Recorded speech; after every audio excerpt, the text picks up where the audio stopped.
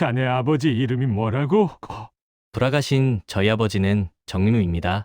강남 대명그룹의 최종 면접장. 한 청년이 아버지 이름을 말하는 순간 노 회장의 손에서 펜이 떨어졌습니다. 정민우. 26년 전 빗속에서 숨을 거둔 하나뿐인 아들. 얼굴을 들어 바라본 청년의 눈매, 코, 입술 모두 죽은 민우와 똑같았습니다. 아버지가 언제 돌아가셨나? 제가 태어나기 전입니다. 태어나기도 전에 죽은 아버지. 그리고 26년 전 세상을 떠난 내 아들. 이 청년은 도대체 누구일까요? 여러분은 지금 이 사연을 어디에서 듣고 계신가요? 댓글로 남겨주세요. 사연 시작 전 구독과 좋아요 부탁드립니다. 오늘의 사연 시작합니다. 2025년 7월 15일 새벽 2시 전북 군산의 한 편의점 앞에서 도윤은 빗물에 젖은 간판을 올려다보았습니다.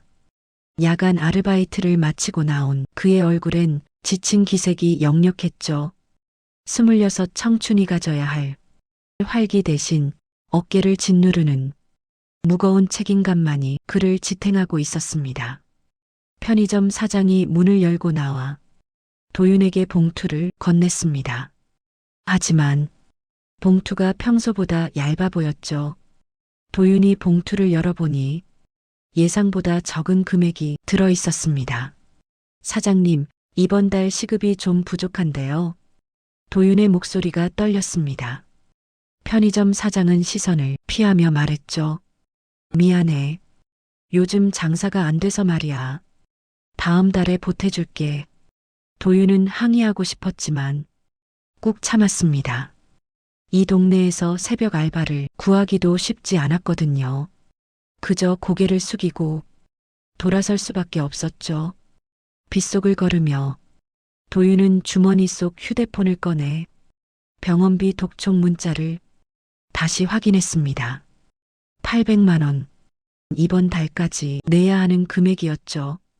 낡은 빌라 3층까지 올라가는 계단은 센서 등이 고장 나 있었습니다. 도윤은 휴대폰 불빛으로 겨우 길을 밝히며 올라갔죠. 녹슨 철문을 열고 들어서자 작은 거실에서 희미한 불빛이 새어나왔습니다. 어머니 선주가 소파에 누워 있었습니다. 산소통이 코에 연결되어 있었고 탁자 위엔 약봉지가 수북이 쌓여 있었죠. 도윤이 들어오는 소리에 선주가 눈을 떴습니다. 이 시간까지 일했어? 선주의 목소리는 쉬어 있었지만 아들을 보는 눈빛만큼은 따뜻했습니다. 도윤은 억지로 미소를 지으며 가방에서 삼각김밥 2개를 꺼냈죠. 엄마, 배고프죠? 같이 먹어요. 난 괜찮은데. 선주가 말했지만 도윤은 이미 김밥 포장을 뜯고 있었습니다. 둘은 작은 탁자를 사이에 두고 마주 앉아 김밥을 나눠 먹었죠. 선주가 김밥을 한 입 베어 물다가 갑자기 기침을 시작했습니다. 마른 기침이 계속되더니 손수건에 붉은 피가 묻어났죠. 도윤이 급히 물을 가져다 주었지만 선주는 손수건을 재빨리 숨기며 아무렇지 않은 척했습니다. 엄마, 내일 병원 가야 해요. 병원비가 얼마나 나왔는데 또 가니? 선주의 대답에 도윤은 입술을 깨물었습니다. 탁자 위에 놓인 병원 고지서가 눈에 들어왔죠. 미납 도장이 빨갛게 찍혀 있었습니다. 엄마, 제가 이번에 큰 회사에 지원할 거예요. 도윤이 조심스럽게 말을 꺼냈습니다. 선주는 피곤한 듯 눈을 감으며 물었죠. 어디? 대명그룹이요. 들어보셨죠?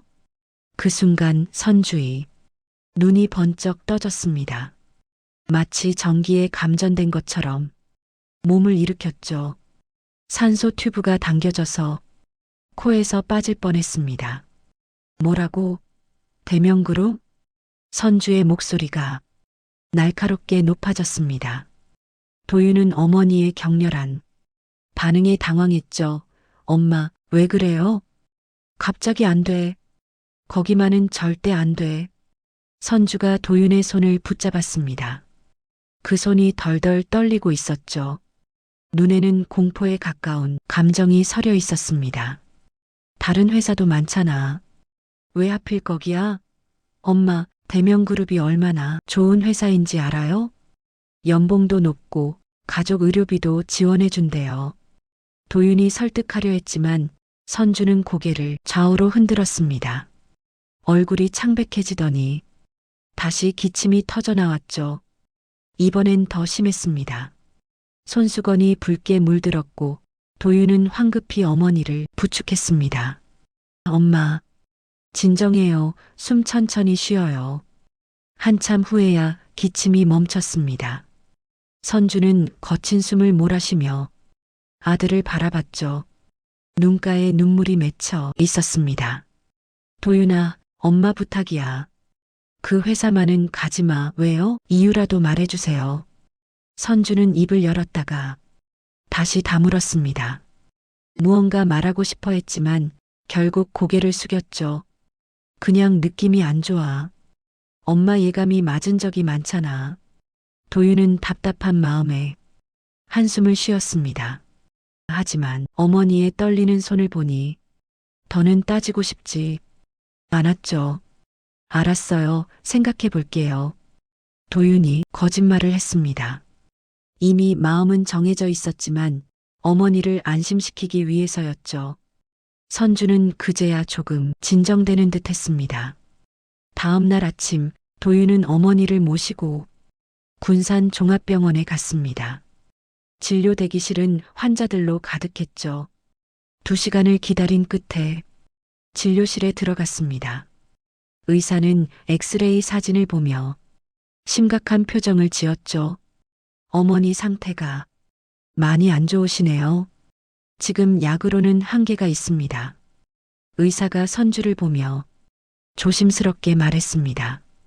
그리고 도윤에게만 따로 나오라고 손짓했죠. 복도에서 의사는 더욱 직설적으로 말했습니다. 폐암이 많이 진행됐습니다. 신약이랑 특수 치료까지 하면 3천만 원은 각오하셔야 해요. 도윤의 다리에 힘이 풀렸습니다. 3천만 원 평생 모아도 만들기 힘든 돈이었죠. 의사는 도윤의 어깨를 두드리며 말했습니다. 젊은 사람이 고생이 많네. 그래도 포기하지 마. 요즘은 치료법이 많이 좋아졌어. 병원을 나와 집으로 돌아오는 길, 선주는 아들의 팔에 기대어 천천히 걸었습니다. 도윤은 어머니가 왜 그렇게 대명그룹을 반대하는지 궁금했지만 묻지 않았죠. 어머니에겐 분명 이유가 있을 거라고 생각했습니다. 빌라에 도착한 후 선주가 잠든 것을 확인한 도윤은 조용히 노트북을 켰습니다.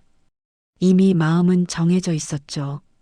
어머니께는 죄송하지만 지금 상황에선 대명그룹이 유일한 희망이었습니다.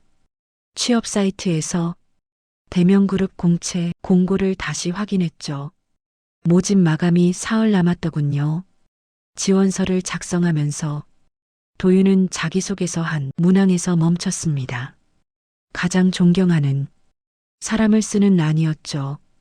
도윤은 잠시 고민하다가 천천히 타이핑을 시작했습니다. 저의 아버지 정민우입니다. 비록 제가 태어나기 전에 돌아가셨지만 어머니께서 들려주신 아버지의 이야기는 제 삶의 나침반이 되었습니다.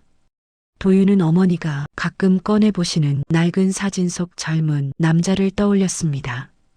어머니는 그 사진을 볼 때마다 눈시울이 붉어지곤 했죠. 정민우 얼굴도 모르는 아버지지만 그 이름만큼은 가슴 깊이 새겨져 있었습니다. 새벽 3시가 되어서야 지원서를 완성했습니다. 도윤은 제출 버튼을 누르기 전에 잠시 망설였죠. 어머니의 간절한 부탁이 떠올랐습니다. 하지만 병원비 3천만 원이라는 숫자가 더 크게 다가왔죠. 엄마 미안해요. 하지만 엄마를 살리려면 이 방법밖에 없어요. 도윤은 작게 중얼거리며 제출 버튼을 눌렀습니다. 화면에 접수 완료. 메시지가 떴죠. 그 순간 안방에서 선주의 기침 소리가 들려왔습니다. 도윤은 급히 노트북을 닫고 어머니 방으로 향했죠. 엄마, 괜찮아요? 응, 괜찮아. 물 좀 줄래? 선주가 힘겹게 말했습니다. 도윤이 물을 가져다 주자 선주는 천천히 마시며 아들을 바라봤죠. 도윤아, 아까 엄마가 너무 심하게 말했지? 미안해. 아니에요, 엄마. 그래도 약속해줘. 대명그룹은 가지 않겠다고. 선주의 눈빛이 간절했습니다. 도윤은 차마 진실을 말할 수 없었죠. 이미 지원서를 제출했다는 사실을 어떻게 말할 수 있겠어요. 네, 엄마, 다른 회사 알아볼게요. 거짓말이 목구멍에 걸렸습니다. 하지만 도윤은 억지로 미소를 지었죠. 선주는 안심한 듯 다시 눈을 감았습니다. 도윤은 어머니의 손을 잡고 조용히 앉아 있었죠. 창밖으로 비가 그치고 있었습니다. 군산 앞바다에서 불어오는 바람이 빗물 냄새를 실어 날랐죠. 일주일 후 도윤의 휴대폰에 문자가 왔습니다. 대명그룹 서류 합격 통지였죠. 면접 날짜는 7월 25일. 도윤은 어머니 몰래 서울행 기차표를 예매했습니다. 면접 준비를 하면서도 계속 마음이 무거웠죠. 어머니를 속이고 있다는 죄책감이 가슴을 짓눌렀습니다. 하지만 선택의 여지는 없었습니다. 어머니를 살리려면 이 길밖에 없었으니까요. 7월 25일 새벽 5시 도윤은 조용히 집을 나섰습니다. 어머니가 깨지 않도록 발소리를 죽이며 현관문을 닫았죠. 가방 속엔 빌린 정장과 이력서가 들어 있었습니다. 군산역까지 가는 첫 버스를 타고 도윤은 서울행 KTX에 올랐습니다. 기차 안에서 도윤은 계속 휴대폰을 확인했습니다. 혹시 어머니가 일어나서 전화하실까봐 불안했죠. 창밖으로 스쳐 지나가는 논밭이 점점 빌딩 숲으로 바뀌어 갔습니다. 서울역에 도착했을 때는 아침 9시였죠. 대명그룹 본사는 강남 한복판에 우뚝 솟아 있었습니다. 유리로 된 거대한 건물이 햇빛을 반사하며 빛나고 있었죠. 도윤은 건물 앞에서 한참을 망설였습니다. 로비로 들어서자 차가운 에어컨 바람이 얼굴을 스쳤죠. 면접 보러 오신 분들은 이쪽으로 오세요. 안내 직원의 목소리에 따라 도윤은 엘리베이터를 탔습니다.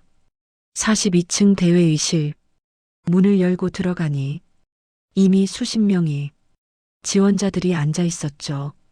모두 비싼 정장을 입고 있었고 도윤의 낡은 정장이 유독 초라해 보였습니다. 다들 어느 학교 출신이세요? 옆자리 지원자가 물었습니다. 도윤이 지방대 이름을 말하자 그는 어색하게 웃으며 고개를 돌렸죠. 도윤은 작아지는 기분이었지만 이를 악물었습니다. 실력으로 보여주면 되는 거라고 자신에게 되뇌었죠. 오전 10시 면접이 시작되었습니다. 5명씩 들어가는 집단 면접이었죠. 도윤의 차례가 왔을 때 심장이 미친 듯이 뛰었습니다. 면접실 문을 열고 들어서자 정면에 놓인 긴 테이블이 보였죠. 그 중앙에 백발이 노인이 앉아 있었습니다. 정광호 회장이었습니다. 76의 나이에도 눈빛은 날카로웠죠. 그의 시선이 지원자들을 하나씩 훑었습니다. 도윤과 눈이 마주쳤을 때 회장의 표정이 미묘하게 변했죠. 하지만 금세 원래의 무표정으로 돌아왔습니다. 자기소개부터 시작하겠습니다. 인사팀장의 말에 지원자들이 차례로 자신을 소개했습니다. 도윤의 차례가 왔을 때 목이 바짝 말랐죠. 안녕하십니까? 물류관리 직무에 지원한 이도윤입니다. 이도윤 씨 자소서를 보니 아버지를 가장 존경한다고 썼는데 어떤 분이신지 말해 주시겠습니까? 정광호 회장이 직접 질문했습니다.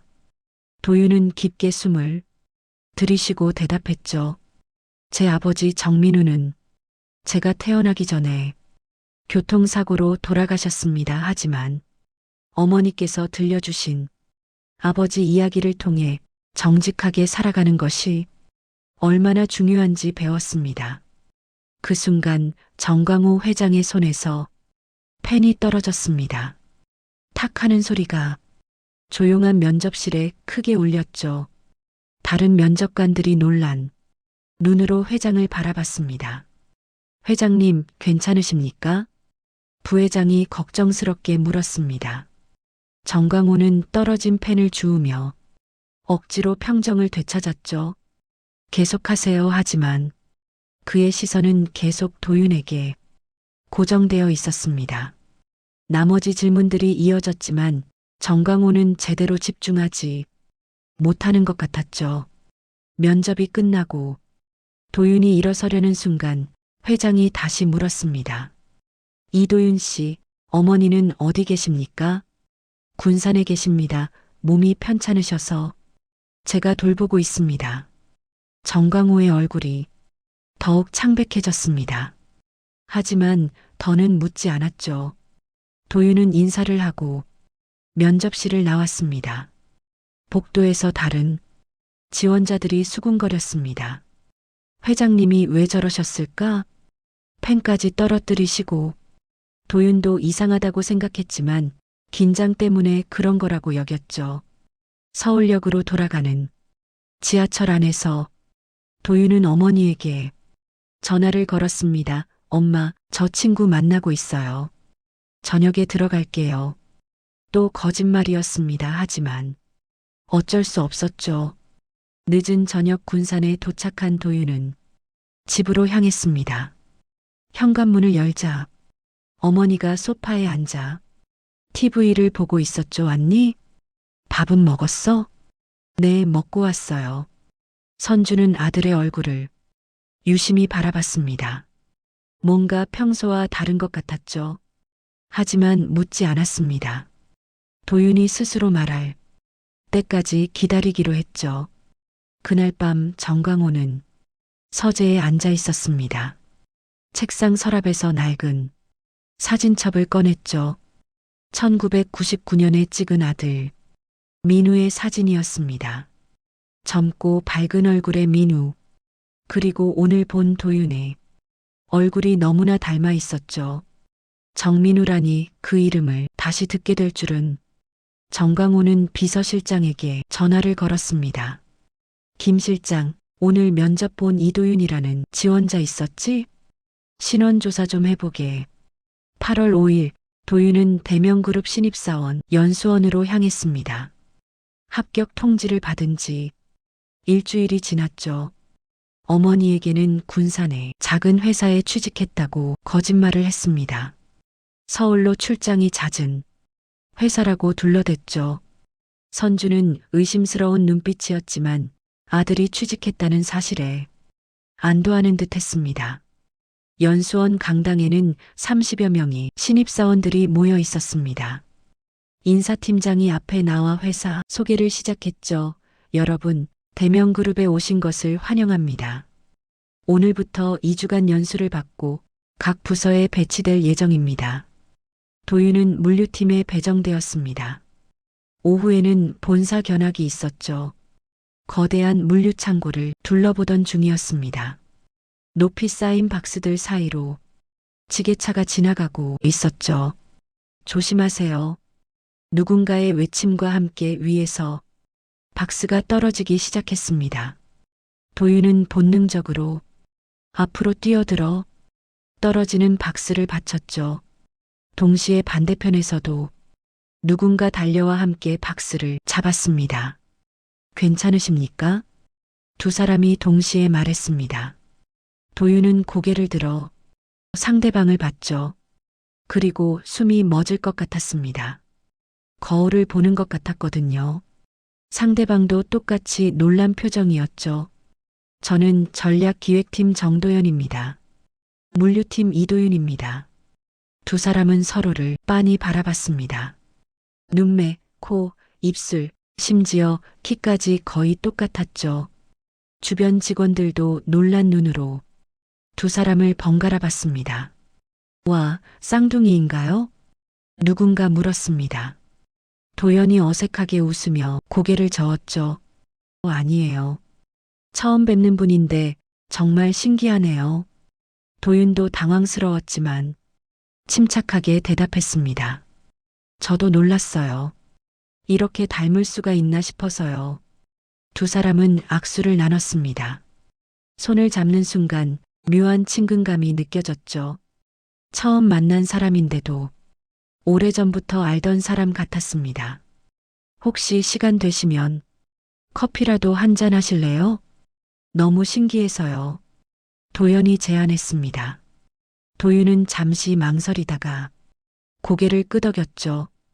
회사 카페테리아에서 두 사람은 마주 앉았습니다. 가까이서 보니 더욱 닮았죠. 도연이 먼저 말을 꺼냈습니다. 고향이 어디세요? 군산입니다. 도연 씨는요? 저는 서울이에요. 강남에서 쭉 자랐죠. 두 사람은 서로 다른 환경에서 자랐지만 이상하게 말이 잘 통했습니다. 대화를 나누다 보니 생각하는 방식이나 습관까지 비슷했죠. 그런데 정말 친척 아니세요? 성은 다르지만 도연이 농담처럼 물었습니다. 도윤은 웃으며 고개를 저었죠. 아버지가 정씨이긴 한데 저 태어나기 전에 돌아가셔서 전 어머니 성을 따라 쓰고 있어요. 도연의 표정이 묘하게 변했습니다. 뭔가 더 묻고 싶은 듯 했지만 예의상 그만뒀죠. 한편 정광호는 회장실에서 비서실장의 보고를 받고 있었습니다.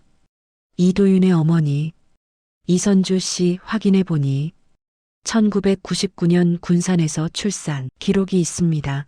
1999년? 정광호의 손이 떨렸습니다. 아들 민우가 죽은 해였죠.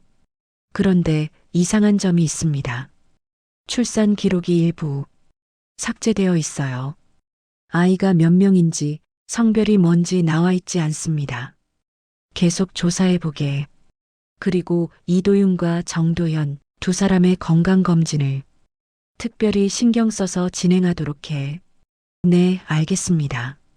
저녁이 되어 도윤은 군산으로 돌아왔습니다. 집에 들어서자 선주가 거실에서 기다리고 있었죠. 도윤아, 이리 와 앉아봐. 선주의 표정이 심상치 않았습니다. 도윤은 불안한 마음으로 어머니 옆에 앉았죠. 엄마, 무슨 일이에요? 너 요즘 어디 다니니? 군산 회사 아니지? 도윤의 가슴이 철렁했습니다. 하지만 침착하게 대답했죠. 군산 회사 맞아요. 왜 그러세요? 선주는 아들의 눈을 똑바로 봤습니다. 그리고 한숨을 쉬었죠. 거짓말하지 마. 내가 거짓말할 때는 귀가 빨개져. 도윤은 무의식적으로 귀를 만졌습니다. 어머니 말이 맞았죠. 어릴 때부터 거짓말을 하면 귀가 빨개지는 버릇이 있었습니다. 대명그룹이지? 선주의 목소리가 떨렸습니다. 도윤은 고개를 숙였죠. 더는 숨길 수 없었습니다. 네, 죄송해요, 엄마. 선주의 눈에서 눈물이 흘렀습니다. 두려움과 슬픔이 섞인 눈물이었죠. 왜 엄마 말을 안 들었니? 거기만은 안 된다고 했잖아. 엄마 병원비 때문에 다른 방법이 없었어요. 선주는 아들을 끌어안았습니다. 그리고 작게 중얼거렸죠. 운명은 피할 수 없는 건가? 도윤은 어머니의 말뜻을 이해할 수 없었습니다. 하지만 어머니가 무언가 큰 비밀을 숨기고 있다는 것만은 확실했죠. 8월 10일 대명그룹 의료센터에서 신입사원 건강검진이 진행되었습니다. 도윤은 다른 신입들과 함께 각종 검사를 받았죠. 체열 차례가 되자 간호사가 평소보다 많은 양의 혈액을 채취했습니다. 이렇게 많이 뽑아도 되나요? 도윤이 물었습니다. 간호사는 미소를 지으며 대답했죠. 회사에서 특별건강 프로그램을 진행 중이라서요. 유전자 검사까지 해드립니다. 옆 검사실에서는 정도연도 같은 검사를 받고 있었습니다. 두 사람은 복도에서 마주쳤죠. 도윤 씨도 검진 받으러 오셨네요. 네, 도연 씨도요. 피를 참 많이 뽑더라고요. 두 사람이 대화를 나누는 모습을 본 직원들이 또다시 수군거렸습니다. 정말 쌍둥이처럼 닮았으니까요. 한편 정광호는 회장실에서 비서실장의 보고를 기다리고 있었습니다. 며칠 전부터 시작한 이도윤 신원 조사가 마무리 단계였죠. 비서실장이 들어와 서류를 내밀었습니다. 회장님, 조사 결과입니다. 정광호는 서류를 펼쳤습니다. 첫 장에 이선주의 사진이 있었죠. 26년 전보다 많이 야위었지만 분명 며느리 선주였습니다. 이선주 씨는 현재 군산 종합병원 안병동에 입원 중입니다. 폐암 말기로 투병 중이고요. 암이라고.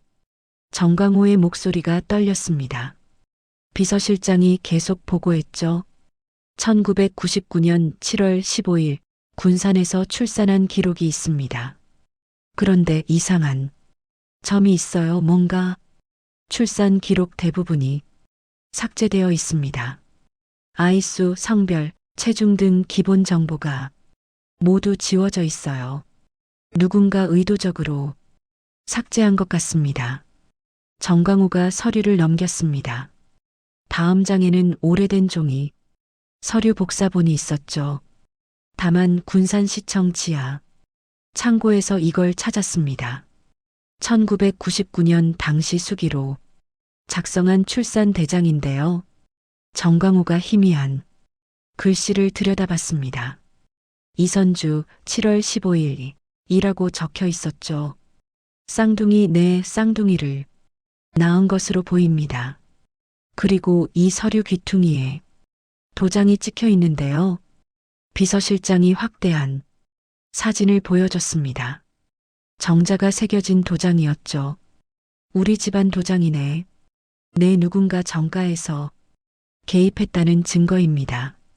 정광호는 깊은 한숨을 쉬었습니다. 아내 영숙이 떠올랐죠. 그녀가 무언가 숨기고 있다는 확신이 들었습니다. 그리고 한 가지 더 있습니다. 이도윤의 호적을 확인해 보니 성이 어머니 성을 따르고 있었습니다. 부칠라는 공란이고요. 아버지가 없다고? 네, 하지만 이도윤은 면접에서 아버지가 정민우라고 분명히 말했죠. 정광호는 의자에서 일어났습니다. 더는 앉아 있을 수 없었죠. 김 실장, 내일 군산에 가겠네. 선주를 직접 만나봐야겠어. 제가 동행하겠습니다. 다음 날 아침 정광호는 비서실장과 함께 군산으로 향했습니다. 차 안에서 정광호는 26년 전을 떠올렸죠. 민우가 죽던 날 비가 많이 내렸습니다. 장례식장에서 선주는 배를 부여잡고 울었죠. 그리고 다음 날 사라졌습니다. 군산 종합병원에 도착한 정광호는 잠시 망설였습니다. 26년 만에 며느리를 만나는 거였죠. 비서실장이 물었습니다. 들어가시겠습니까? 그래, 더는 미룰 수 없어. 안병동 5.2층 끝 병실 문패에 이선주라고 적혀 있었죠. 정광호가 문을 두드렸습니다. 안에서 기침 소리가 들렸죠. 조심스럽게 문을 열고 들어갔습니다. 병상에 누워있던 선주가 고개를 돌렸습니다. 그리고 정광호를 보자마자 얼굴이 하얗게 질렸죠. 아버님, 선주의 목소리가 간신히 나왔습니다. 26년 만의 재회였죠. 선주야, 정말 너구나. 정광호도 감정을 억누르기 힘들었습니다. 선주는 몸을 일으키려 했지만 정광호가 손을 들어 말렸죠. 그냥 누워있어. 많이 아픈 것 같구나. 여긴 어쩐 일로 도윤이를 만났어. 우리 회사에 입사했더구나. 선주의 눈에서 눈물이 흘렀습니다. 피하고 싶었던 일이 결국 일어났죠. 그 아이가 정민우를 아버지라고 했어. 민우는 내 아들이야. 26년 전에 죽었지. 정광호가 천천히 말했습니다. 선주는 고개를 돌려 창밖을 봤죠. 알고 있습니다. 그럼 도윤이는 민우 씨의 아들입니다. 제가 낳았어요. 정광호의 다리에 힘이 풀렸습니다. 의자에 앉으며 물었죠. 왜 연락하지 않았어? 민우가 죽고 너도 사라져서 우리가 얼마나 찾았는지 알아? 선주가 쓴 웃음을 지었습니다. 찾으셨다고요? 어머님이 저를 쫓아내신 거려. 뭐라고? 정광호가 놀란 눈으로 선주를 봤습니다. 선주는 26년 전 일을 떠올렸죠. 민우 씨가 돌아가신 후 저는 쌍둥이를 낳았어요. 하지만 어머님이 한영숙 여사님이 한 아이만 데려가셨죠. 정가의 핏줄이니까 자기들이 키우겠다고. 쌍둥이라고? 정광호의 목소리가 커졌습니다. 선주가 고개를 끄덕였죠. 네, 도연이와 도윤이 일란성 쌍둥이예요. 정광호는 충격으로 말을 잊었습니다. 정도현과 이도윤이 형제라니. 그래서 그렇게 닮았던 거였죠. 도윤이 성이 이씨인 이유는 제 성을 따르게 했어요. 어머님이 다시 나타나면 남은 아이도 빼앗겠다고 협박하셨거든요. 그래서 제 성인 이씨로 호적에 올렸죠. 정광호의 주먹이 떨렸습니다. 아내가 그런 일을 저질렀다니 믿을 수 없었죠. 그동안 어떻게 살았니? 군산에서 식당 일도 하고 공장에서도 일했어요. 도윤이 하나 키우는 것도 벅찼지만 그래도 견뎠죠. 선주가 기침을 했습니다. 손수건에 피가 묻어났죠. 정광호가 물을 따라주었습니다. 도윤이는 모르는 거지. 형제가 있다는 것도 할아버지가 계신 것도 몰라요.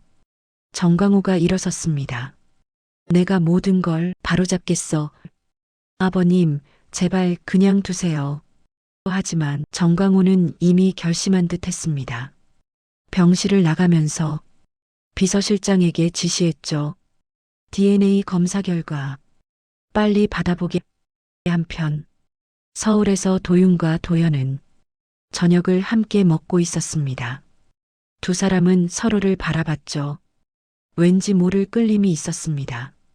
형제라는 사실을 모른 채 8월 13일 저녁 정광호는 서울 한남동 자택으로 돌아왔습니다.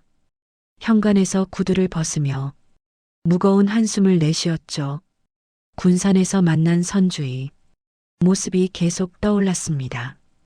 폐암 말기라니, 그리고 쌍둥이라니. 거실에서 TV를 보던 아내 영숙이 고개를 돌렸죠. 늦으셨네요. 저녁은 드셨어요? 평소 같으면 대답했을 텐데 정광호는 묵묵히 서재로 향했습니다. 영숙이 의아한 표정으로 일어섰죠. 여보, 무슨 일 있어요? 정광호는 서재 문을 닫고 책상 앞에 앉았습니다. 서랍을 열어 비서실장이 준 서류를 꺼냈죠. 이선주의 출산 기록, 낡은 사진들, 그리고 쌍이라고 적힌 종이 한참을 들여다보다가 결심한 듯 영숙을 불렀습니다. 여보, 들어와 보시오. 영숙이 서재로 들어왔습니다. 책상 위에 펼쳐진 서류들을 보자 얼굴색이 변했죠. 바로 그때 도연이 퇴근해서 집에 들어왔습니다.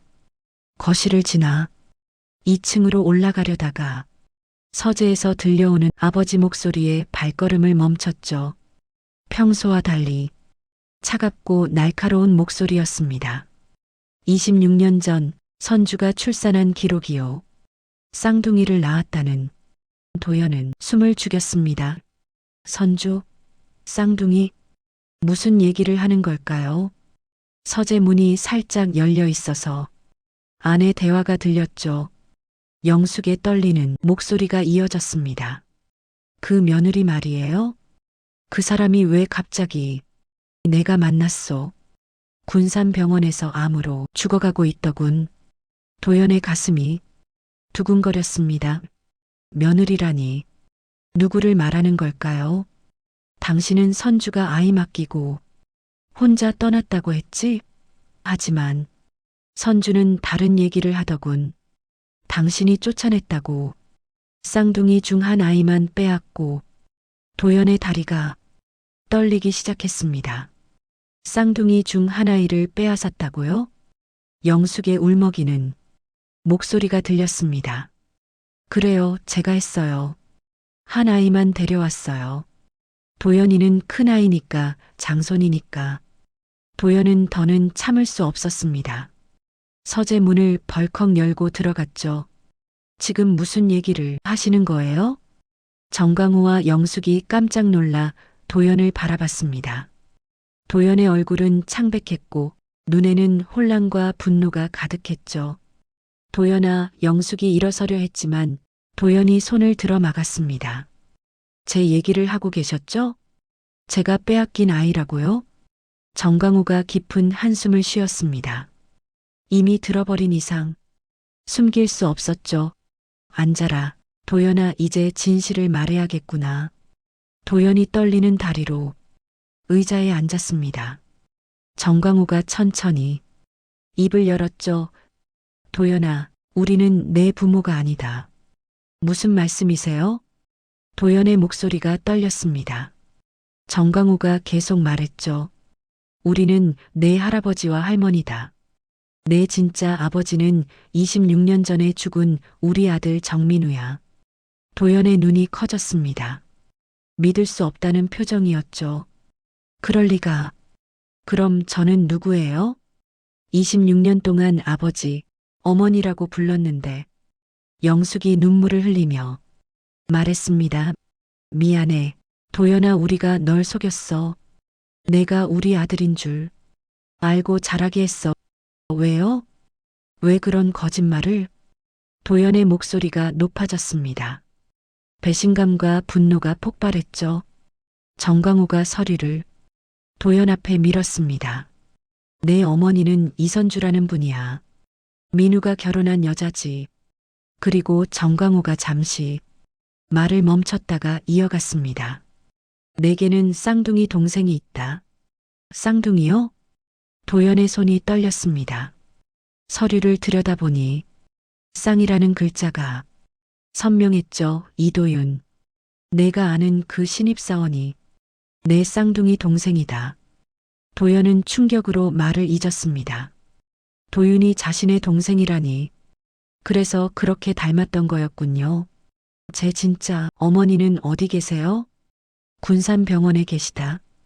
폐암 말기로 투병 중이시고. 도연의 눈에서 눈물이 흘렀습니다. 모든 게 거짓이었다니.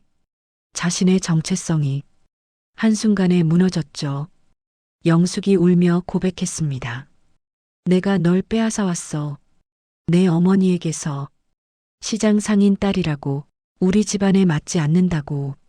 그래서 쫓아냈어. 그래서 동생과 어머니를 버리신 거예요? 도연의 목소리에 분노가 가득했습니다. 영숙이 고개를 숙였죠. 미안해, 정말 미안해. 하지만 널 내 아들처럼 키웠어. 사랑했어. 사랑이요? 거짓말로 키운 게 사랑이에요?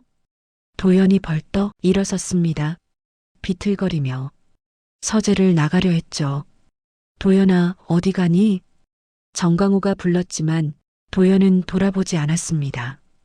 혼자 있고 싶어요. 지금은 두 분. 얼굴도 보기 싫어요. 도연이 집을 나갔습니다. 빗속으로 뛰어나갔죠. 머릿속이 혼란스러웠습니다. 자신은 누구인가? 정민우의 아들? 그리고 이도윤이 동생? 휴대폰이 울렸습니다. 도윤에게서 온 문자였죠. 도연 씨, 내일 점심 같이 먹을래요?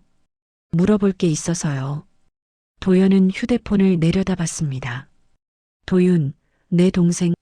하지만 그는 아무것도 모르고 있겠죠. 자신에게 형이 있다는 것도 또 다른 가족이 있다는 것도. 한참을 망설이다가 답장을 보냈습니다. 좋아요. 내일 봐요. 빗속을 걷다가 도연은 벤치에 앉았습니다. 온몸이 비에 젖었지만 느끼지 못했죠. 눈물인지 빗물인지 구분할 수 없었습니다.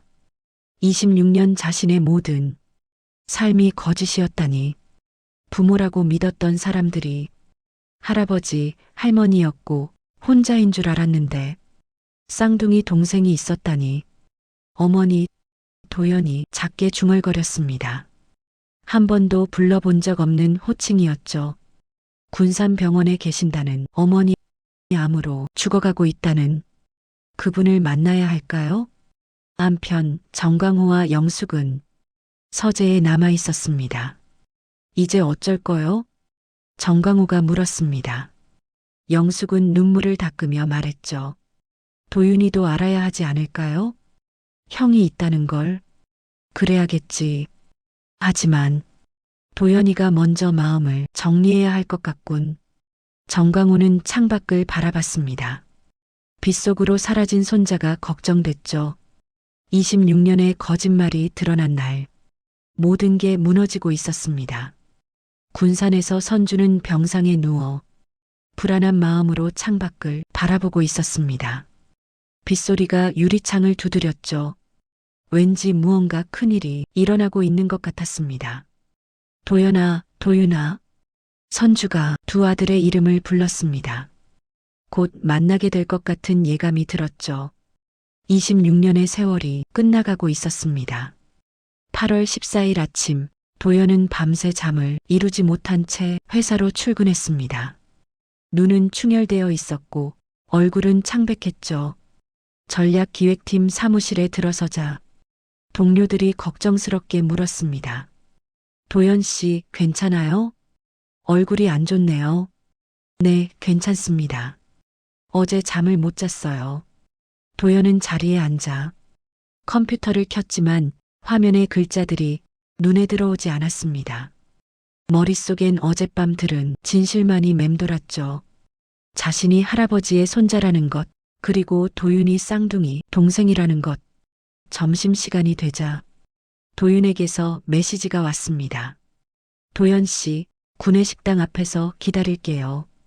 도연은 깊게 숨을 들이쉬고 일어섰습니다. 이제 도윤을 어떻게 대해야 할까요? 형제라는 사실을 말해야 할까요? 아니면 계속 숨겨야 할까요? 구내식당 앞에서 도윤이 기다리고 있었습니다. 도연을 보자 밝게 웃으며 손을 흔들었죠. 도연 씨, 여기요. 도연은 도윤의 얼굴을 바라봤습니다. 정말 거울을 보는 것 같았죠. 이제야 왜 그렇게 닮았는지 알게 되었습니다. 일란성 쌍둥이니까요. 오늘은 밖에서 먹을까요? 제가 물어볼 게 있어서요. 도윤이 제안했습니다. 도연은 고개를 끄덕였죠. 두 사람은 회사 근처 조용한 식당으로 갔습니다. 자리에 앉자 도윤이 조심스럽게 말을 꺼냈습니다. 도연 씨, 어제 집에 갔더니 어머니가 이상한 말씀을 하셨어요. 이상한 말이요? 도연의 가슴이 두근거렸습니다. 설마 도윤의 어머니도 뭔가 알고 있는 걸까요? 제가 도연 씨 얘기를 했더니 너무 가까이 지내지 말라고 하시더라고요.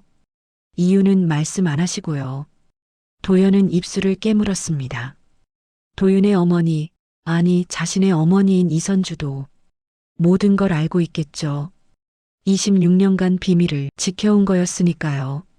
그리고 더 이상한 건 도윤이 말을 이었습니다. 어머니가 대명그룹을 너무 싫어하세요. 제가 여기 입사한다고 했을 때 펄쩍 뛰며 반대하셨거든요. 도연의 눈이 흔들렸습니다. 당연하겠죠. 자신을 빼앗아간 집안이니까요. 도연 씨는 혹시 부모님이 계신가요? 도윤의 갑작스러운 질문에 도연이 움찔했습니다. 왜 그걸 물어보시는 거죠? 아, 죄송해요. 그냥 우리가 너무 닮아서 혹시 먼 친척이라도 되나 싶어서요.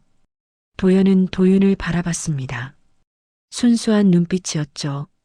아무것도 모르는 동생, 자신에게 형이 있다는 것도 어머니가 26년 동안 진실을 숨겨왔다는 것도 모르는 도윤 씨. 도연이 입을 열었습니다.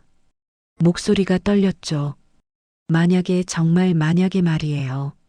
당신에게 가족이 더 있다면 어떻게 하실 건가요? 도윤이 의아한 표정을 지었습니다. 가족이 더 있다고요? 무슨 말씀이세요? 그냥 만약에요. 형제나 다른 가족이 있다면. 도윤은 잠시 생각하더니 웃으며 말했습니다. 좋겠죠. 전 혼자 자랐거든요. 형제가 있었으면 좋았을 텐데. 도연의 가슴이 아팠습니다.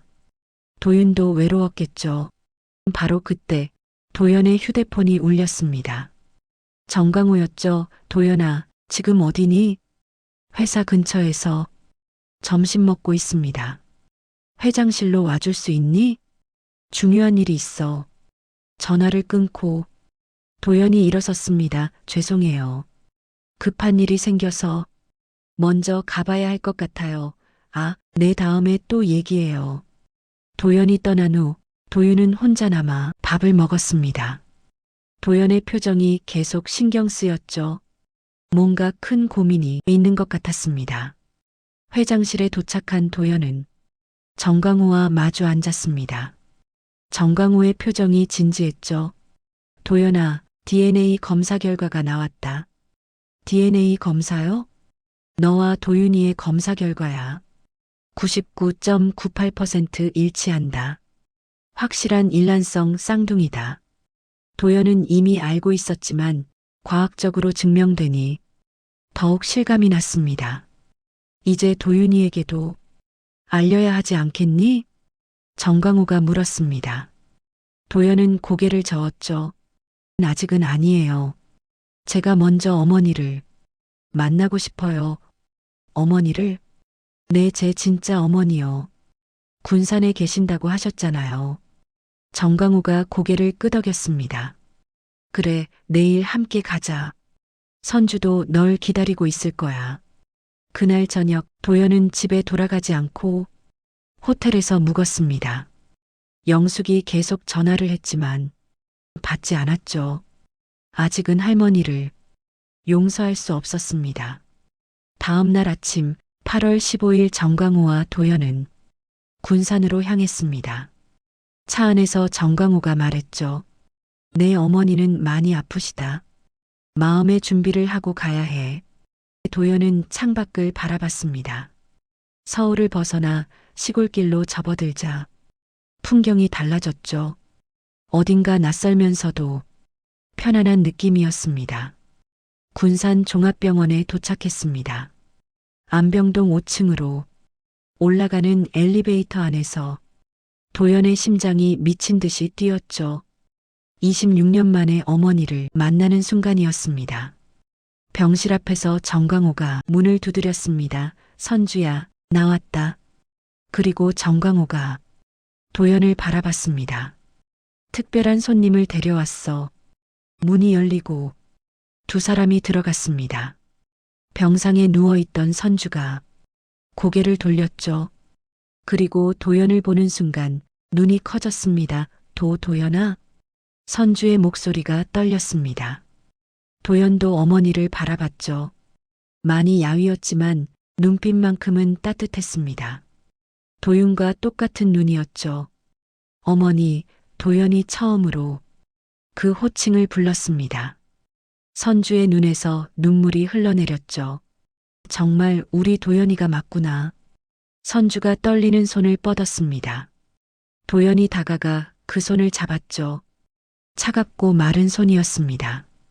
미안해, 엄마가 너무 미안해. 널 지켜주지 못해서.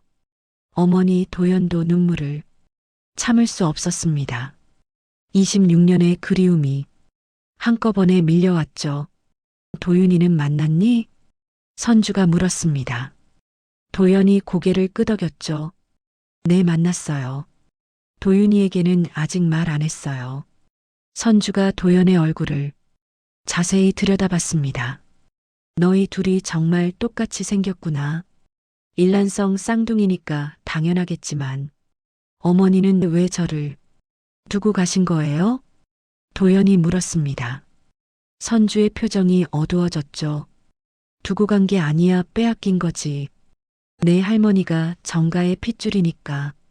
자기들이 키우겠다고.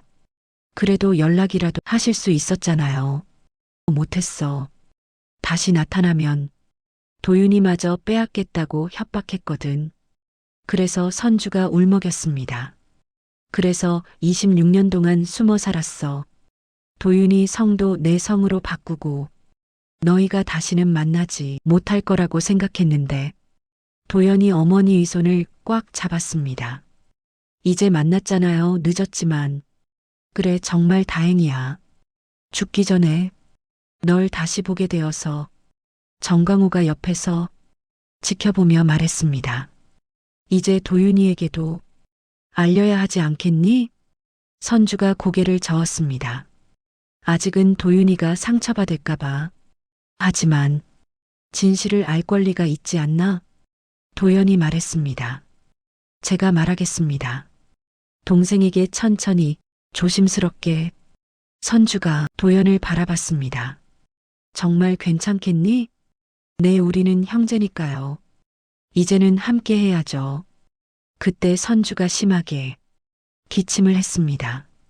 손수건에 피가 묻어났죠. 도연이 놀라 물을 가져다 주었습니다. 괜찮아, 익숙해.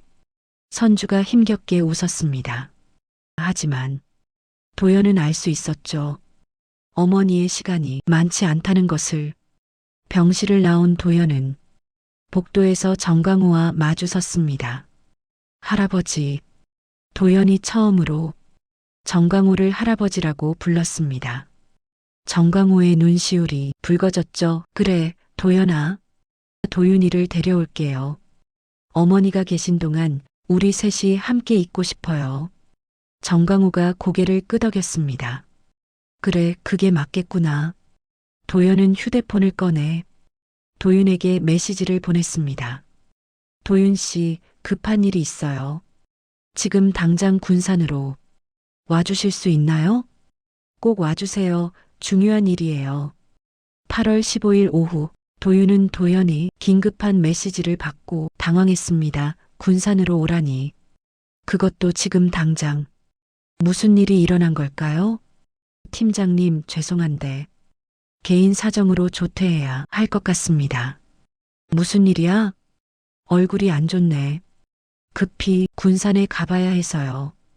팀장의 허락을 받은 도윤은 서둘러 회사를 나왔습니다. KTX를 타고 군산으로 향하는 동안 계속 불안한 마음이 들었죠. 도연이 왜 군산에 있는 걸까요? 그것도 병원에서. 도연에게 전화를 걸었습니다. 도연 씨, 무슨 일이에요? 왜 갑자기 군산병원으로 오라는 거죠? 도윤 씨, 전화로는 설명하기 어려워요. 와서 직접 보시면 알게 될 거예요. 혹시 다치신 거예요? 아니에요, 그건 아닌데. 정말 중요한 일이에요. 도윤 씨가 꼭 알아야 할 일이요. 도연의 목소리에는 무언가 절박함이 묻어 있었습니다. 도윤은 더욱 불안해졌죠. 군산역에 도착한 도윤은 택시를 타고 종합병원으로 향했습니다. 병원 로비에서 도연이 기다리고 있었죠. 평소와 달리 얼굴이 많이 수척해 보였습니다. 도연 씨, 대체 무슨 일이? 따라오세요. 도연이 앞장서서 걸었습니다. 엘리베이터를 타고 5층으로 올라갔죠. 안병동이었습니다.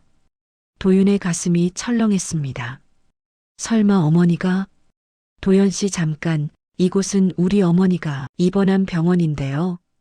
도연이 멈춰서서 도윤을 바라봤습니다. 네, 제 어머니도 여기에 계십니다. 병실 앞에 도착했습니다. 문패에 이선주라고 적혀 있었죠. 도윤의 눈이 커졌습니다. 여기는 우리 어머니 병실인데 도연 씨가 왜? 도연이 깊게 숨을 들이쉬었습니다. 그리고 도윤의 어깨를 잡았죠. 도윤 씨, 지금부터 제가 하는 말이 충격적일 수 있어요. 하지만 진실이에요. 무슨 말을? 우리가 형제예요. 쌍둥이 형제. 도윤은 도연의 말을 이해하지 못했습니다. 농담이라고 생각했죠. 지금 농담하시는 거예요? 농담이 아니에요. 우리는 일란성 쌍둥이에요. 제가 형이고 도윤 씨가 동생이에요. 도윤의 다리에 힘이 풀렸습니다. 도연이 부축했죠. 그럴 리가.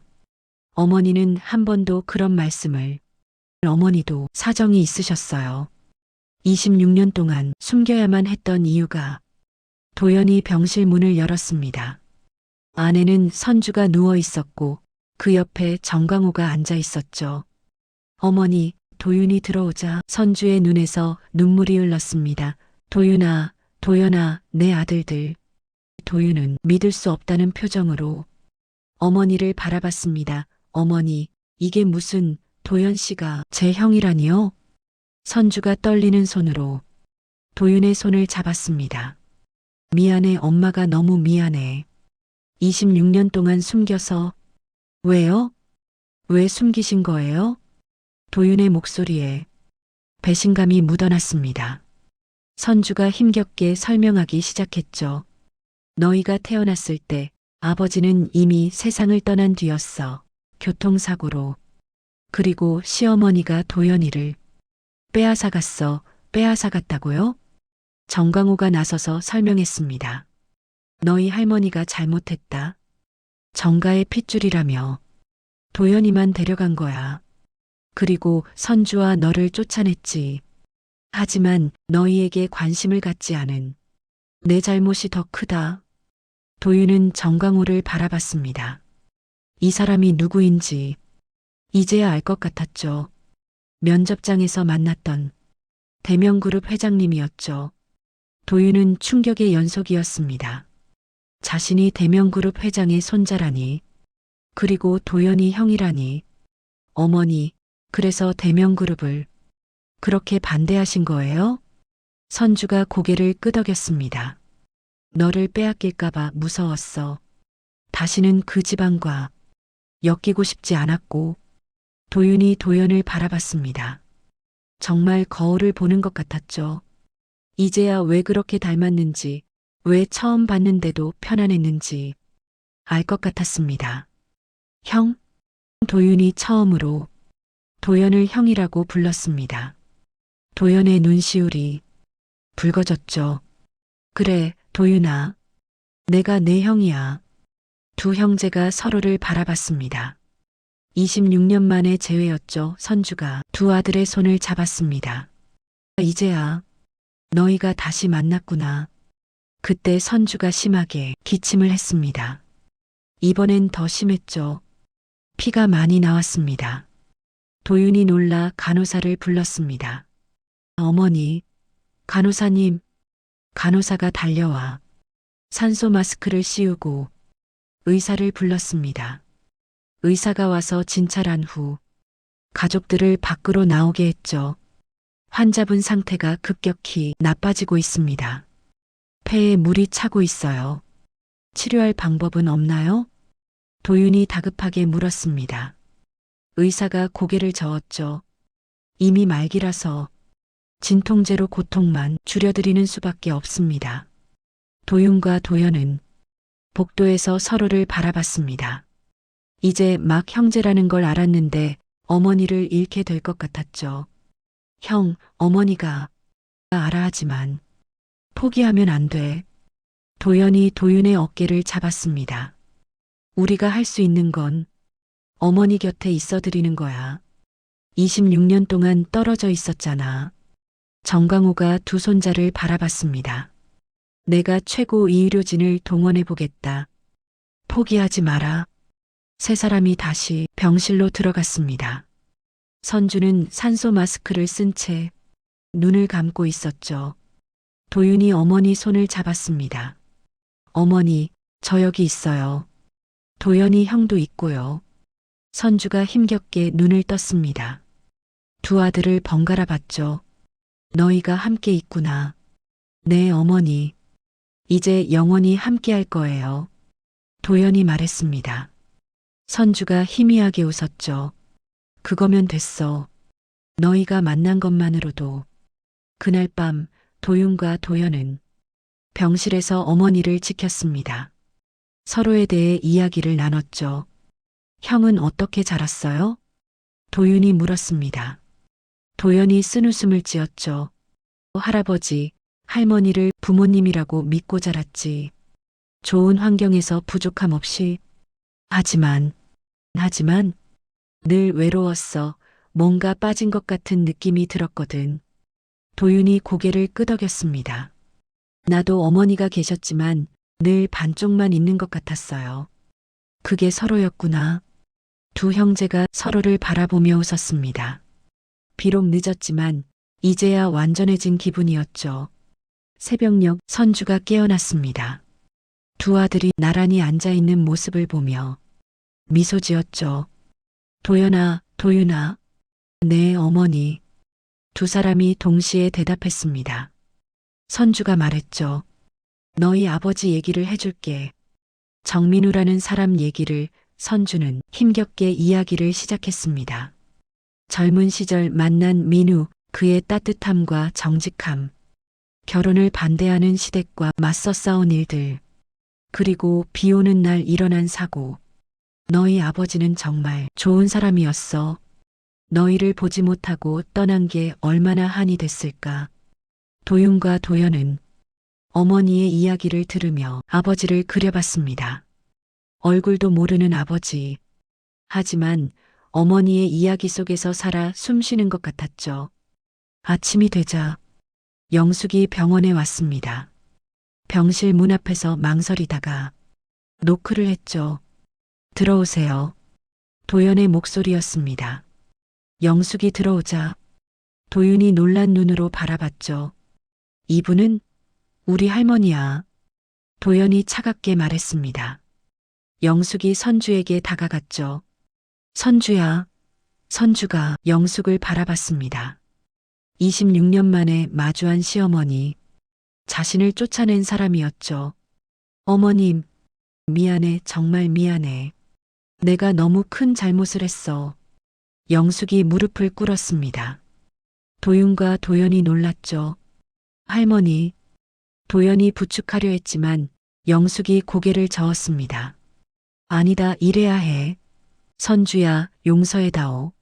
내가 너희 가족을 갈라놓았어. 선주가 힘겹게 몸을 일으켰습니다.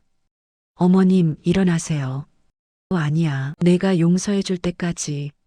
용서할게요, 이제 와서. 미워해도 소용없잖아요. 선주가 영숙의 손을 잡았습니다. 대신 약속해 주세요. 우리 아들들, 이제는 차별하지 말고 똑같이 사랑해 주세요. 영숙이 눈물을 흘리며 고개를 끄덕였습니다. 그럴게, 정말 그럴게. 병실에 모인 5사람. 26년 만에 한자리에 모인 가족이었습니다. 비록 선주의 시간이 얼마 남지 않았지만 이 순간만큼은 행복했죠. 정광호가 말했습니다. 이제 우리가 진짜 가족이 된 거야. 도윤과 도연이 서로의 손을 잡았습니다.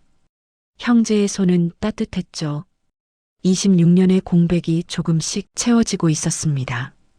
8월 20일 선주의 상태가 급격히 악화되었습니다. 의사는 가족들을 복도로 불러냈죠. 수술을 해야 합니다. 하지만 성공 확률은 30% 정도입니다. 수술하지 않으면 일주일을 넘기기 힘들어요. 도윤과 도연이 서로를 바라봤습니다. 도윤이 먼저 입을 열었죠. 수술하겠습니다. 1%의 가능성이라도 있다면 해야죠. 저도 동의합니다. 도연이 동생의 어깨를 잡았습니다. 정광호가 의사에게 말했죠. 최고의 의료진을 동원해 주십시오. 비용은 문제 없습니다. 수술 날짜는 8월 22일로 잡혔습니다. 수술 전날 밤 선주는 두 아들을 불렀습니다. 도연아, 도윤아, 엄마 손 좀 잡아줘. 두 아들이 양옆에서 어머니의 손을 잡았습니다. 선주의 손은 너무 차갑고 작았죠. 너희가 태어났을 때 엄마는 세상을 다 가진 것 같았어. 똑같이 생긴 두 아들. 하나는 조금 먼저 울었고 하나는 조금 늦게 울었지. 선주가 도연을 바라봤습니다. 도연아, 내가 형이야. 3분 먼저 태어났거든. 3분이요? 도연이 웃었습니다. 선주가 계속 말했죠. 내가 먼저 울자 도윤이도 따라 울었어. 마치 형을 찾는 것처럼. 도윤의 눈시울이 붉어졌습니다. 그때부터 형을 찾았나 봐요. 너희 아버지가 살아 있었다면 얼마나 좋아했을까. 쌍둥이 아들이라고. 선주가 천장을 바라보며 말했습니다. 민우 씨는 늘 말했어. 아이가 태어나면 좋은 사람으로 키우고 싶다고. 돈이나 명예보다 사람답게 사는 게 중요하다고 도연이 물었습니다. 아버지는 어떤 분이셨어요? 따뜻한 사람이었어. 비 오는 날이면 우산 없는 사람에게 자기 우산을 주고 비를 맞고 오는 사람. 그래서 감기를 자주 걸렸지. 선주가 희미하게 웃었습니다. 너희도 아버지를 닮아서 그런지 따뜻해. 도연이는 겉으로는 차가워 보여도 속은 따뜻하고, 도윤이는 겉도 속도 따뜻하고. 어머니. 도윤이 어머니의 손을 꽉 잡았습니다. 선주가 갑자기 심각한 표정으로 말했죠. 만약 내일 수술이 잘못되면. 어머니, 그런 말씀 마세요. 도연이 막으려 했지만 선주는 고개를 저었습니다. 들어야 해. 만약 엄마가 못 일어나면 너희 둘이 서로 의지하고 살아. 형제니까 26년을 떨어져 있었지만 이제부터라도 함께해. 당연하죠. 그렇죠, 형? 도윤이 도연을 바라봤습니다. 도연이 고개를 끄덕였죠. 영원히 함께할 거예요, 어머니. 그날 밤 도윤과 도연은 병원 복도 벤치에 앉아 있었습니다. 자판기 커피를 마시며 이야기를 나눴죠. 형, 이상하지 않아요? 일주일 전만 해도 우리는 그냥 닮은 타인이었는데. 도연이 커피를 한 모금 마시며 말했습니다. 운명이라고 믿어? 지금은 믿어요. 우리가 다시 만난 건 운명이에요. 도윤이 형을 바라봤습니다. 형은 어땠어요? 부모님이라고 믿었던 분들이 할아버지, 할머니라는 걸 알았을 때 도연이 한숨을 쉬었습니다. 무너졌지. 내 존재 자체가 거짓말 같았어. 하지만 너를 형제라고 알게 된 순간 이상하게 안심이 됐어. 혼자가 아니구나. 진짜 가족이 있구나. 저도요. 평생 혼자인 줄 알았는데 형이 있었다니. 그것도 이렇게 가까이에. 두 형제는 한참 동안 그렇게 앉아 있었습니다. 병원 복도의 차가운 형광등 아래서 서로의 온기를 느끼며. 수술 당일 아침 선주를 수술실로 옮기기 전 가족들이 모두 모였습니다. 정광호, 영숙, 도현, 도윤. 네 사람이 선주를 둘러쌌죠. 선주가 영숙을 바라봤습니다. 어머님, 우리 아이들 부탁드려요. 내가 잘못했어. 이제라도 제대로 할게. 영숙이 선주의 손을 잡았습니다. 26년 만에 진심으로 잡는 며느리의 손이었죠. 정광호가 말했습니다. 선주야, 힘내라. 우리가 다 기다리고 있을게. 선주가 두 아들을 바라봤습니다. 도연아, 도윤아. 사랑해. 저희도 사랑해요, 어머니. 두 형제가 동시에 말했습니다. 선주의 눈에서 눈물이 흘렀죠. 행복한 눈물이었습니다. 수술실 문이 닫혔습니다. 8시간의 대수술이 시작되었죠. 가족들은 대기실에서 초조하게 기다렸습니다. 3시간이 지났을 때 간호사가 나왔습니다. 출혈이 있어서 수혈 중입니다. 조금 더 기다려주세요. 도윤이 불안해했습니다. 도연이 동생의 손을 잡았죠. 괜찮을 거야. 어머니는 강한 분이야. 5시간이 지났을 때 의사가 잠깐 나왔습니다. 종양 제거는 성공했습니다. 지금 봉합 중이에요. 모두가 안도의 한숨을 쉬었습니다. 8시간이 지나고 드디어 수술이 끝났습니다. 의사가 지친 얼굴로 나왔죠. 수술은 성공적이었습니다. 종양을 모두 제거했고 전이된 부분도 깨끗이 정리했습니다. 도윤과 도연이 서로를 끌어안았습니다. 영숙과 정광호도 눈물을 흘렸죠. 하지만 앞으로 48시간이 고비입니다. 그 시간을 잘 넘기면 회복 가능성이 높아집니다. 중환자실로 옮겨진 선주의 온몸에 기계가 연결되어 있었지만 숨은 쉬고 있었습니다. 이틀 동안 도윤과 도연은 교대로 어머니를 지켰습니다. 손을 잡고 이야기를 들려주며 어머니, 저 도윤이에요. 어제 회사에서 있었던 일 얘기해 드릴게요. 어머니, 도연이에요. 어릴 때 꿈을 꿨대요. 누군가 제 이름을 부르는 꿈. 그게 어머니였나 봐요. 48시간이 지났습니다. 선주가 눈을 떴죠. 희미하게 웃으며 입모양으로 말했습니다. 사랑해. 도윤과 도연이 동시에 울음을 터뜨렸습니다. 어머니. 일주일 후 선주는 일반 병실로 옮겨졌습니다. 회복 속도가 놀라울 정도로 빨랐죠. 가족의 힘인 것 같습니다. 의사가 말했습니다. 환자분이 살고 싶은 의지가 강하세요. 병실에는 매일 웃음소리가 났습니다. 도윤과 도연이 번갈아가며 어머니를 돌봤고 정광호와 영숙도 자주 찾아왔죠. 어느 날 영숙이 보따리를 들고 왔습니다. 이게 뭐예요? 선주가 물었습니다. 영숙이 보따리를 열었죠. 아기 옷과 사진들이 들어 있었습니다. 도연이 어릴 때 물건들이란다. 이제 제자리로 돌려줘야 할 것 같아서. 사진 속에는 아기 도연이 있었습니다. 100일, 돌, 2돌, 선주가 보지 못했던 시간들이었죠. 고맙습니다, 어머님. 선주가 사진을 가슴에 안았습니다. 영숙이 말했죠. 아니야. 내가 고맙다 용서해줘서. 9월이 되었습니다. 선주가 태어나는 날이었죠. 도윤과 도연이 양옆에서 어머니를 부축했습니다. 이제 어디로 가실 거예요? 도윤이 물었습니다. 정광호가 대답했죠. 우리 집으로 가자. 다 같이 살아야지. 선주가 고개를 저었습니다. 아니에요. 폐를 끼치고 싶지 않아요. 무슨 소리야, 가족인데. 영숙이 선주의 팔을 잡았습니다. 이제 진짜 가족으로 살아야지. 26년이나 늦었지만 나한테도 속죄할 기회를 줘야지. 선주의 눈에서 눈물이 흘렀습니다. 도연이 말했죠. 어머니, 저도 그 집에서 나와서 따로 살려고 했어요. 하지만 이제는 다 같이 살고 싶어요. 저도요, 가족이니까요. 도윤이 덧붙였습니다. 서울 한남동 대저택. 선주가 26년 만에 다시 들어섰습니다. 현관에서 영숙이 맞았죠. 어서 와, 내 방은 2층에 준비해뒀어. 저녁 식탁에 5명이 둘러앉았습니다. 정광호가 잔을 들었죠.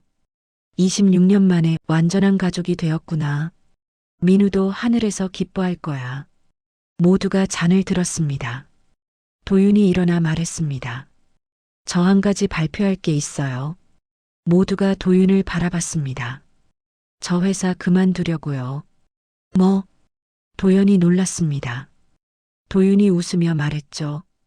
그리고 다시 지원할 거예요. 블라인드 채용으로. 이름도 학교도 모르게 해서 순수 실력으로. 정광호가 웃었습니다. 민우를 닮았구나. 그 고집이. 괜찮겠어? 선주가 걱정스럽게 물었습니다. 도윤이 어머니의 손을 잡았죠. 어머니가 26년 동안 저 혼자 키우셨잖아요. 이제 제가 제 힘으로 서는 모습 보여드리고 싶어요. 도연이 동생의 어깨를 두드렸습니다. 멋있다. 나도 응원할게. 석 달 후 대명그룹 블라인드 채용 최종 발표일. 대강당에 모인 지원자들 사이에서 도윤이 긴장한 표정으로 서 있었습니다. 정광호가 단상에 올라 봉투를 열었습니다. 2025년 하반기 공채 수석. 합격자는 정광호가 종이를 보고 잠시 멈췄습니다. 그리고 미소를 지었죠. 지원번호 1031번입니다. 도윤이 일어섰습니다. 주변에서 박수가 터져 나왔죠. 합격자 확인 절차에서 이름이 공개되었습니다. 이도윤 씨 축하합니다. 집으로 돌아온 도윤을 가족들이 맞았습니다. 도연이 동생을 끌어안았죠. 역시 내 동생이야. 선주가 두 아들을 바라보며 웃었습니다. 건강을 많이 회복한 모습이었죠. 자랑스러워 두 아들 모두. 영숙이 케이크를 들고 나왔습니다. 축하해 도윤아. 이제 떳떳하게 회사 다닐 수 있겠네. 정광호가 말했습니다. 이제 우리 집안의 후계자가 둘이구나. 할아버지, 저희는 경쟁자가 아니라 동반자예요. 도연이 말했습니다. 도윤이 덧붙였죠. 맞아요. 형이랑 함께 회사를 이끌어갈 거예요. 그날 밤 도윤과 도연은 정원을 걸었습니다. 가을밤 공기가 선선했죠. 형, 우리 아버지 산소에 가볼까요? 그래, 이제 아버지께 인사드려야지. 다음 날 두 형제는 선주와 함께 정민우의 묘소를 찾았습니다. 26년 만에 온전한 가족이 모인 것이었죠. 선주가 묘비를 쓰다듬으며 말했습니다. 여보, 우리 아들들이에요. 이제야 데려왔어요. 도연과 도윤이 나란히 절을 했습니다. 아버지, 도연입니다. 아버지, 도윤입니다. 바람이 불어 낙엽이 날렸습니다. 마치 민우가 대답하는 것 같았죠. 선주가 두 아들의 손을 잡았습니다. 이제 정말 우리가 가족이 됐구나. 네, 어머니. 두 형제가 동시에 대답했습니다. 멀리서 정광호와 영숙이 지켜보고 있었습니다. 영숙이 남편의 팔을 잡았죠. 고마워요. 용서해줘서. 이제 됐어. 앞으로가 중요해. 해가 저물어가는 하늘 아래 5명의 가족이 함께 걸었습니다. 26년의 아픔을 뒤로하고 새로운 시작을 향해